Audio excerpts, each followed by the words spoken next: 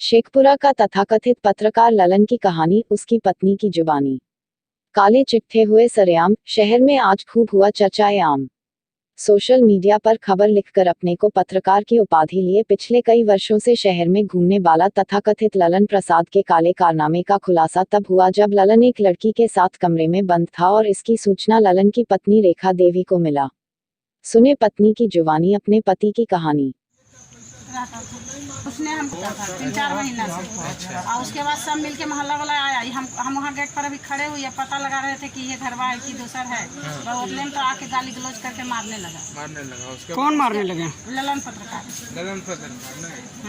तो क्या खाना गए थे? तो और बोलते जाइए। मारा, उसके बाद फिर वो भाग गया, गमछी या गंजी पहनले भागा। उसके बाद फिर हम बोले कि आज कुछ भी हो जाएगा हम यहीं रहेंगे। वो लड़की केवाड़ी लगाने लगी, हम केवाड़ी खोल के उसको हम थोड़ा सा डराए धमकाए। अच्छा। और उसके बाद मोहल्ला के लोग हम ही में लपट गए, हम ही को मारना।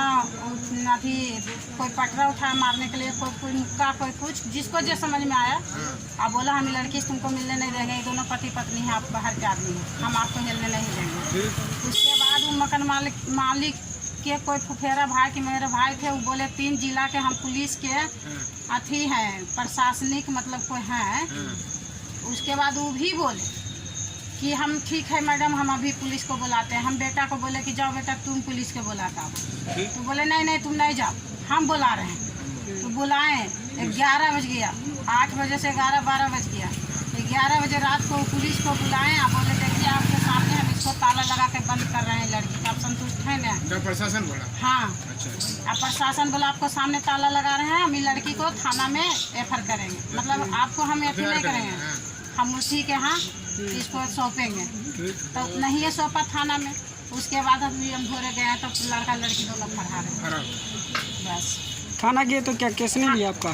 थाना गए, थाना बोला हम आपको कहने से जाएंगे, अभी जाएंगे, हम देखेंगे, समझेंगे, बुझेंगे।